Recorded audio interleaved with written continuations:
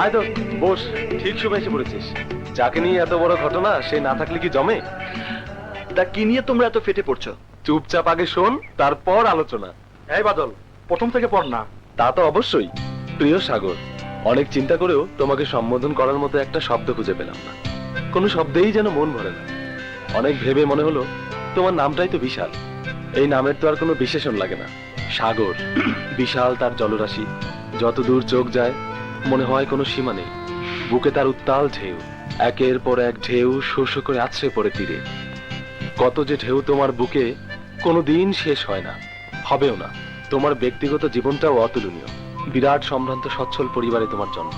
চোখ ধাঁধানো গাড়ি নিয়ে আসো বিশ্ববিদ্যালয়ে, দামি দামি সব পোশাক পরো, যেন কোনো রাজকুমার নামে গাড়ি থেকে। দেখলেই প্রাণটা জুড়িয়ে যায়। তুমি তো সত্যিই রাজকুমার। যেমন উচ্চতা তেমনি সুন্দর মুখ, অপরূপ চেহারা। চোখ দুটো আল্লাহ যেন নিজের হাতে তৈরি করে দিয়েছেন। এমন চোখ যার আছেন তার তো ভাষাও দরকার হয় না, তাকালেই সব বলা হয়ে যায়।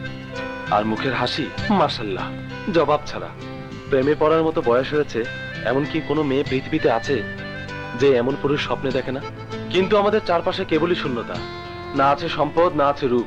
কি নিয়ে তোমার সামনে দাঁড়াবো রাজকুমার? মুখোমুখি হতে সাহস পাইনি বলে চিঠির আশ্রয় নিলাম। কম্পিউটার মোবাইলের যুগে চিঠি লিখলাম বলে আবার হেসো না। হাসো আর যাই করো, আমি তো মরেছি বন্ধু, 16 আনাই মরেছি। এ কি আর কই? আর কোত্থেকে থাকবে, ও তো লিখছিল, আমি ছো মেরে নিয়ে দৌড় দিয়েছি। কিরে বলি, তুই কাঁদছিস কেন? দূর পাগলি, আমরা তো সবাই তোর বন্ধু। কেঁদো না দোস্ত, কেঁদো না। আমরা যে গোপনে এর জন্য কত কেঁদেছি তা তো জানো না। কিন্তু তোমার এই রাজকুমার তো পাষাণ রাজকুমার, 500 ডিগ্রি তাপেও তার হৃদয় গলে না। শোনো শোনো শোনো, সবাই শোনো। আমার কথা বলার তো আর সুযোগ পাই না, আজ যখন পেলাম তখন বলি। আমাকে নিয়ে শুধু পলি আর রূপাই স্বপ্ন দেখে না, আরো বহুজন আমাকে নিয়ে রাতভর গবেষণা করে। কিন্তু আমি কজনকে মন দেব বলো? সবার মন রাখতে গেলে আমাকে কমপক্ষে 100 খানা বিয়ে করতে হবে। সবাই হাসো আর যাই করো। পলি কিন্তু চিঠিটা চমৎকার লিখেছে, অপূর্ব। থ্যাংক ইউ পলি। তবে আমার কারণে এত মেয়ের চোখে পানি আল্লাহই জানে। শেষ পর্যন্ত এই কপালে কত দুঃখ আছে। ক্লাসে চলি। Okay bye.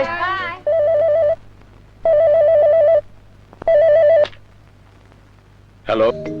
রিয়েলি ড্যাড, সত্যি আমি পাগল হয়ে যাব। কেন ভাই সান, তোমার মাথায় কি কোনো সমস্যা হয়েছে? মাথায় সমস্যা মানে? এই যে বললে পাগল হয়ে যাবে। ও ড্যাড, বলো পাপ্পা, তোমার কি প্রবলেম? আমার পকেট ফাঁকা, অ্যাকাউন্ট ফাঁকা। ডোন্ট ওয়ারি মাই বয়, 1 ঘন্টার মধ্যে তোমার অ্যাকাউন্টে টাকা চলে যাবে। লাখখানেক দিলে চলবে? জি জি চলবে। আপনাকে অনেক ধন্যবাদ। Thank you dad. সবই ভাগ্যরই নীলা, সবই ভাগ্য। নইলে সৎমা হোক আর শত্রু হোক, তোর মতো মেয়ের সাথে কেউ খারাপ ব্যবহার করতে পারে না। আমি যদি ছেলে হতাম না, তোকে বিয়ে করে তোর সৎমায়ের কপালে একটা লাথি মেরে তোকে আমি নিয়ে আসতাম। মাঝে মধ্যে আমার কি মনে হয় জানিস, বিষ খেয়ে মরে যাই, কেন যে বেঁচে আছি আমি নিজেও জানি। এসব বাজে কথা ভাবিস না ভাই। এত কঠিন ধৈর্য নিয়ে যখন জীবনের এতটা সময় পার করেছিস, তখন এর পুরস্কার তুই নিশ্চয়ই পাবি। আল্লাহ যদি সত্যি হয়ে থাকেন, তাহলে অবশ্যই কোনো বড় পুরস্কার তোর জীবনে আসবে। জানি না, আমি যাইরি মিলে বাজার করার জন্য বেরিয়েছিলাম।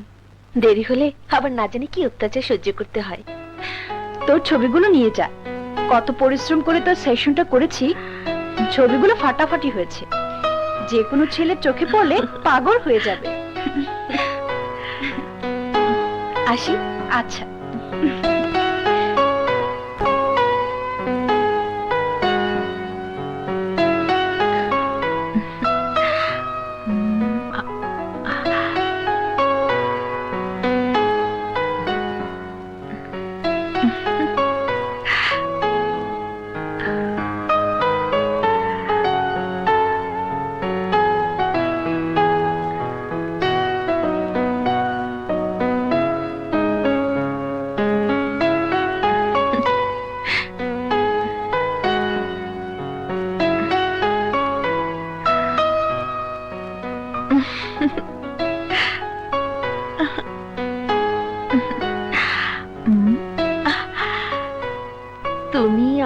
মনের মানুষ। তুমি আমার ভালোবাসা। নীলা, আয় নীলা। পাকের ঘরে দুনিয়ার কাজ পড়ে আছে, আর তুমি ঘরে বসে কাজ ধান করছো? মা, আমি এইমাত্র অনেক বাজার করে নিয়ে এলাম, একটু বিশ্রাম নিতেও দেবে না?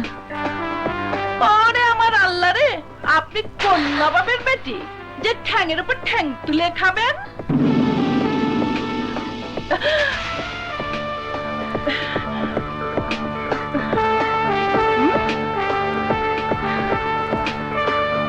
খাইছে আমারে, এত দেখি প্রিন্সেস ডায়না। হাজার হাজার টাকা খরচ করে আপনি প্রিন্সেস ডায়না হয়েছেন। তাই তো ভাবি, বাজার খরচ এত বেশি হয় কেন? বাজারের টাকা চুরি করে এসব খরচ করিস, হ্যাঁ? আমি কখনো চুরি করি না মা, এগুলো আমার বান্ধবী আমাকে বিনা পয়সায় করে দিয়েছে। এই, এই হারামজাদি, আমার মুখে মুখে তর্ক করিস? আমার বাড়িতে থেকে এইসব ন্যাকামি চলবে না। এখন তুই বাড়ি ঘরে যাবি।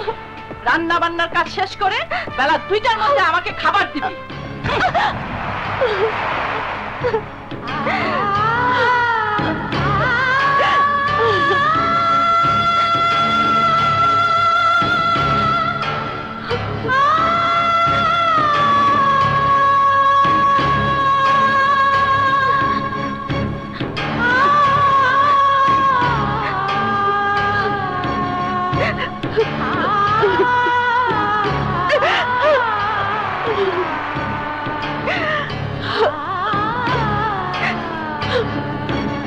হায় অভাগী, তোমার জন্ম হয়েছে শুধু কাঁদবার জন্য।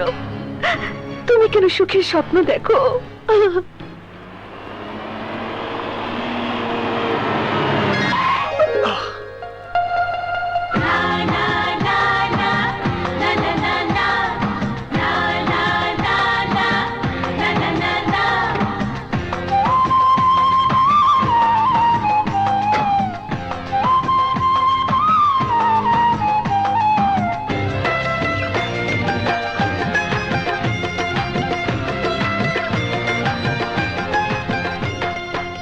বাহ, বিউটিফুল। কোথা থেকে ঝড়ের মতো উড়ে এসে তুমি আমার সাথে জড়িয়ে গেলে রানী। এসেছো যখন, তখন এই বুকের মধ্যেই থাকো। কথা বলো আমার হৃদয়ের সাথে।